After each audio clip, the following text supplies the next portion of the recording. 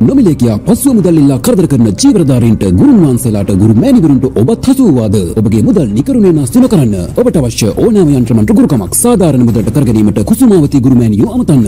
ස්ත්‍රී පුරුෂ වශී ගුරුකම්, මත්පැන් සදාහටම නවතාලීම, නඩුගබු වලින් නියත ජය ලබා දීම, හැරගිය පෙම්වතා පෙම්වතිය දෙපා මුලටම ගෙන්වා දීම, දේපල ආරක්ෂාව ඇතුළු සියලුම ගුරුකම් සාධාරණ මුදලකට කර ගැනීමට දැන්ම අමතන්න. කුසුමාවතී ගුරු මෑණියෝ. ඊමෝ, වයිබර්, WhatsApp සඳහා 071 976 0511.